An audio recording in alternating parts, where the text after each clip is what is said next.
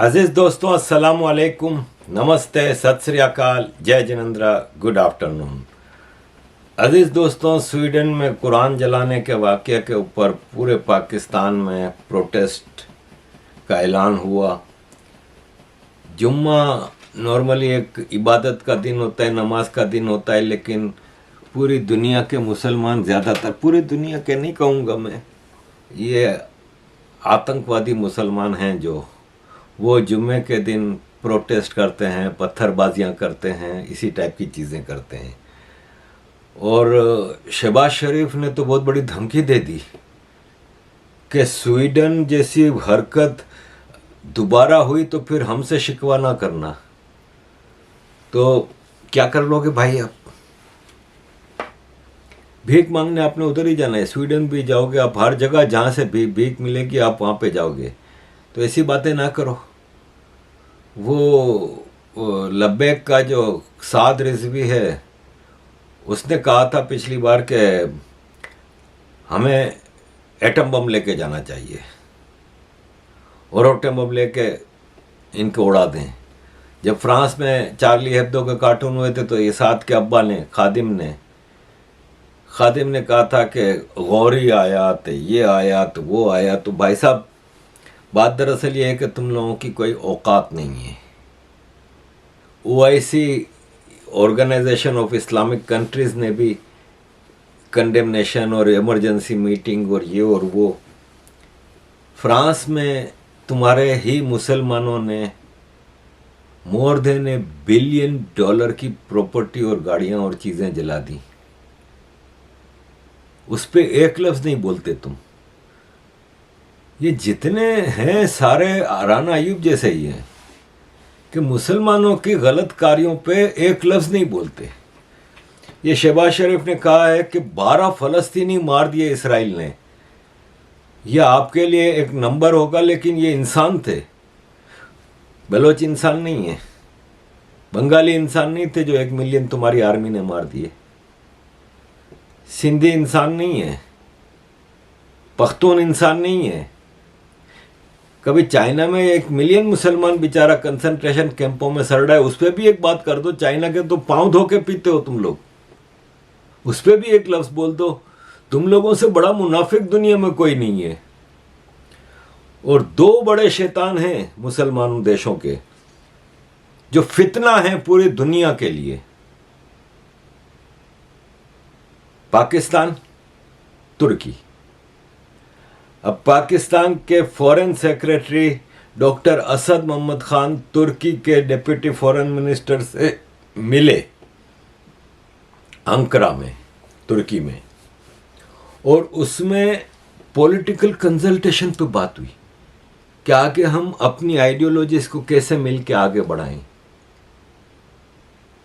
ISIS जो बनी थी ना, वो पाकिस्तान और तुर्की ने मदद की थी। अमेरिकन CIA की तो बनी थी। अभी जॉर्जिया और अज़रबैजान की जो जंग हुई थी ना, तो पाकिस्तान की हाजिर सर्विस आर्मी ऑफिसर्स और इनके टेररिस्ट ग्रुप्स गए थे उधर अज़रबैजान, जॉर्जिया से लड़ने के लिए। दूसरी तरफ तुर्की ने भेजे थे फौजी और ये सब। अब जॉर्जिया कैसे 2 बड़ी कंट्रीज़ की आर्मी से और फिर प्लस अज़रबैजान से कैसे जीतता? अमेरिका यूरोप के इंटरेस्ट में था नहीं, तो उन्होंने हथियार पे एम्बार्गो लगा दिया कि कोई हथियार नहीं बेचेगा जॉर्जिया को। जॉर्जिया बेचारा अकेला मार खाता रहा, हार गया।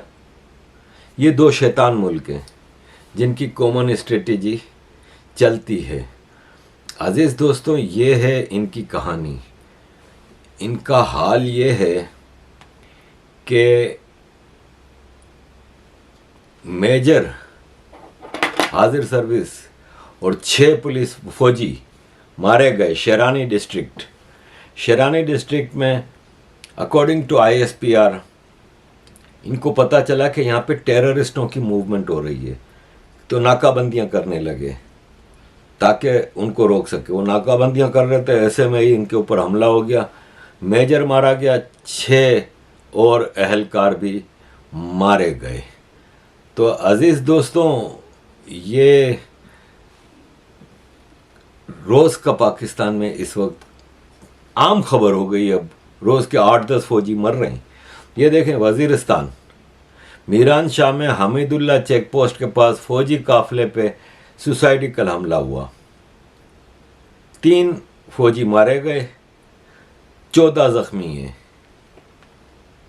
ये आपको मैं आजकल ये खबरें इसलिए नहीं देता कि ये रोज़ पाकिस्तान में कहीं ना कहीं हो रहा है, ख़ासतौर पे KPK और बलूचिस्तान फुल फ्लेज वार चल रही है।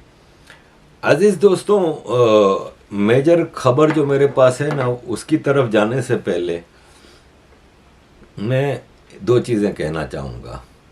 देखें, अभी मैंने ईद वाले दिन वीडियो बनाई थी जिसमें मैंने ये साबित किया था कि इस्लाम में कहीं भी कुर्बानी का हुक्म नहीं है, मतलब कोई ऑर्डर नहीं है। करनी है करें आप, और वैसे तो बकरे काटने हैं, आपने पूरा साल आप काटते रहो। बच्चा पैदा होता है तो अकीका होता है, अकीके में भी डिस्क्रिमिनेशन टॉप पे, लड़की के पैदा होने पे 1 बकरा, लड़के के पैदा होने पे 2 बकरे काटने हैं। हर चीज़ में इस्लाम औरतों को नीचे लाता है। तो मैंने वो जो वीडियो बनाई थी जिसमें कुर्बानी के हवाले से पूरी डिटेल से डिस्कस किया था, तो एक हमारे मुसलमान जिनके पास बोलने को तो कुछ होता नहीं ना, लॉजिक तो इनके पास लॉजिकल जवाब नहीं होता, आर्ग्यूमेंट नहीं होते, तो उसने कमेंट किया था वीडियो के नीचे, मेरी नज़र पड़ी थी कि हाँ, कुर्बानी इस्लाम में जायज़ नहीं, धागे पहनना जायज़ है, मुझे कह रहा था। तो भाई साहब, धागे पहनना गर्दन काटने से बेहतर है। और मेरे लिए ये धागे बहुत इम्पोर्टेंट है। मुझे कई लोग इस पे एतराज़ करते हैं, अक्सर हिंदू भी करते हैं कि यार इतने तो धागे हम नहीं बांधते जितने तुम बांधते हो। तो मेरे लिए ये मान सम्मान की बात है। मुझे ऐसा लगता है कि मैं अपने जो हज़ारों साल के जो मेरा कनेक्शन है उस धरती से, हमारे पुरखों में हिंदू थे ना, तो उनका ये धागे बांधते होंगे ना। फिर ये तो मुकद्दस धागे हैं मेरे लिए। ये सोमनाथ का धागा है, स्वामी नारायण गांधीनगर का है, स्वामी नारायण लंदन का है, बाकी राखी है। तो अब अगले महीने और धागे आ जाएंगे भाई साहब, इसमें राखी आने वाली है। मेरी बहनें बहुत हैं, मुझे राखियाँ भेजती हैं, भारत से भेजती हैं, अमेरिका से भेजती हैं। तो बेहतर है धागा बांधना सर तन से जुदा करने से। अजीज दोस्तों, बात कुर्बानी की निकली है तो इस्लामाबाद में ईद के बाद 700 लोग खाली PIMS hospital, institute of medical science PIMS Islamabad में भर्ती हुए कुर्बानी का गोश्त ज़्यादा खाने से। ये जो गोश्त अचानक इतना ज़्यादा खाते हैं ना, फिर वो जिस हिसाब से होता है तो उसके हाल ख़राब हो जाते हैं। पंजाब में 18,000 लोग हॉस्पिटलाइज हुए गोश्त की वजह से। ऐसे पूरे पाकिस्तान की स्टोरियाँ हैं, कराची में, हर जगह। अब अजीज़ दोस्तों, मैं अपनी मेन स्टोरी की तरफ आऊँगा। वो ये है कि इंग्लैंड की होम ऑफिस में एक आदमी काम करता था, इकबाल है ना, वो बांग्लादेश से इंग्लैंड में आया था और 1985 में इंग्लैंड में आया था बांग्लादेश से, और 2003 में इसने होम ऑफिस में काम करना शुरू किया। और इसने कुछ पाकिस्तानी वकील, सॉलिसिटर्स, उनके साथ मिलके होम ऑफिस को ज़बरदस्त चूना लगाया। ये लोग ऐसा करते थे कि इनमें सब मुसलमान थे। मेन आदमी बांग्लादेश का था, बाकी सब पाकिस्तानी थे। उस्मान था, वो एक वकील था यहाँ पे, एक सॉलिसिटर था हुसैन। इस तरह इन लोगों ने मिलकर एक इलीगल माइग्रेंट्स को लाने का काम किया था। वो ये करते थे कि होम ऑफिस के कंप्यूटर में, ज़ाहिर है वो होम ऑफिस में काम करता था इकबाल, तो होम ऑफिस के कंप्यूटर में से उन माइग्रेंट्स की डिटेल निकालते थे जिनको नाम पे इलीगल पासपोर्ट वगैरह बना के पाकिस्तान और बांग्लादेश से लोगों को लाने का काम करते थे। 14,000 पाउंड फीस चार्ज करते थे, बाकी जो खर्चे उससे लेते थे। 14,000 फिर ये आपस में बांट लेते थे। 6 मिलियन पाउंड खाली वो केसेस। अभी तो ये कह रहे हैं, मतलब जज ने कहा कि हमें ये लगता है कि जो केसेस हमारे सामने आए हैं वो बहुत कम है, कई 100 केसेस हो सकते हैं। तो 6 मिलियन पाउंड इन लोगों ने खाली उन केसेस से कमाए हैं जो नज़रों में आए हैं, और ये 6 साल से काम चल रहा है। और 6 साल में जज का कहना यह है कि ये जितने इलीगल माइग्रेंट्स इधर लाए गए हैं उनको गवर्नमेंट की तरफ से बेनिफिट दिए गए, जैसे किराए की मद में और जॉबलेस अलाउंस में। वो 56 मिलियन पाउंड सरकार को चूना लगाए। और अगेन सेइंग कि ये छोटा सा एक केस है, कुछ लोग पकड़े गए हैं, और अभी भी जिनको लाया गया था वो भी नहीं पकड़े गए। क्योंकि देखें, इसका मैं आपको बताऊं डिटेल का होता क्या है। मैं जब बेल्जियम में रहता था ना, तो मेरा एक दोस्त तो नहीं कहते, एक पाकिस्तानी उधर आया था, तो उसने मुझे कहा कि मुझे रेफ्यूजी स्टेटस लेने में मदद करो, MQM का लेटर दिला दो, MQM वालों को मिल जाती है, तुम तो ऑर्गेनाइजर हो MQM के। तो मैंने कहा हमारा लेटर मेरे हाथ से नहीं जाता, लंदन से बाकायदा एक आदमी सिग्नेटरी है, उसकी साइन से लेटर जाता है पूरी दुनिया की इमिग्रेशंस को। कि एक मिसाल है कि एक MQM के लड़के ने इंग्लैंड में या अमेरिका में या बेल्जियम में या स्वीडन में या फ्रांस में कहीं भी अजाइलम ली है, तो वो लंदन कांटेक्ट करेगा कि हाँ भाई मैंने अजाइलम ली है इधर, मुझे लेटर दें कि मैं मेंबर हूँ MQM का। MQM ऑफिस वो लेटर भेजती थी कराची में। जैसे कराची से लड़का है, वो कराची के औरंगी टाउन से है, तो औरंगी टाउन के MQM के उस ऑफिस को लेटर भेजते थे कि हाँ भाई ये लड़का हमारा है। वो ऑफिस कंफर्म करती थी ना कहाँ हमारा है, तो फिर लंदन से एक ही सिग्नेटरी था जिसकी साइन पूरी दुनिया में इमिग्रेशन ऑफिस को भेज दी गई थी कि सिर्फ इसका लेटर आप एक्सेप्ट करें, वरना तो लोग जाली लेटर बना के दे देते थे। या मैं जैसे ऑर्गेनाइजर हूँ बेल्जियम में, अब मैं वहाँ पे तो इतने पंजाबी आते थे, अजाइलम लेते थे, मैं सबको लेटर बेचता रहूँ, मेरी तो दिहाड़ी लग जाए। तो ये MQM ने एक फुल प्रूफ सिस्टम बनाया था। तो मैंने उसको कहा कि भाई साहब मेरे लेटर से कुछ नहीं होगा और मैं दे भी नहीं सकता, क्योंकि वो इमिग्रेशन ऑफिसर सीधा लंदन भेजेगा कि आरिफ अजाकिया की साइन से लेटर आया है, तो लंदन वाले मुझे पूछेंगे कि भाई किसको दिया है। फिर कुछ अरसे बाद मुलाकात हुई, तो कैसे हो क्या है, तो बोला मैं, वो लड़का मुल्तान से था, पंजाब से, बोला मैं तो अभी पाकिस्तान से होके आया हूँ। मैं कहा तुम्हारा वीज़ा शीज़ा तुम्हारा वो सब हो गया ज़ैलम? तो कहता है पासपोर्ट निकाल कर दिखाया। मैंने कहा तुम्हें पासपोर्ट इतनी जल्दी कैसे मिल गया, कहाँ का? ये बेल्जियम का है? कहता नहीं ग्रीस का है। मैंने कहा ग्रीस का पासपोर्ट? तो नाम देखा तो क्रिश्चियन नाम था और प्लेस ऑफ बर्थ थी थेसोलिनिका, क्या नाम था यार, मैं अभी होके आया हूँ पिछले साल, थेसोलिनिको। मैंने कहा यार ये तुम्हें अपनी प्लेस ऑफ बर्थ याद रह जाती है? कहता है बड़ी मुश्किल से हुई। मैं कहा कहानी बताओ। कहता है ये क्या करते हैं कि जो कोई लोग होते हैं यहाँ के नेशनल, यूरोप के किसी भी कंट्री के, वो मर जाए ना और उसका अभी ऑफिशियल इन्फॉर्म नहीं किया गया कि ये मर गया है, तो उसके पासपोर्ट पे मेरी तस्वीर लगा के अंदर होम ऑफिस के कंप्यूटर में भी तस्वीर चेंज हो जाती है। अब मैं वो आदमी बन गया। कहता है ये मुझे तो क्रिश्चियन एक ग्रीस आदमी का मिला है, लेकिन कहता है कि नॉर्मली ये ज़्यादा कामयाब वहाँ होता है।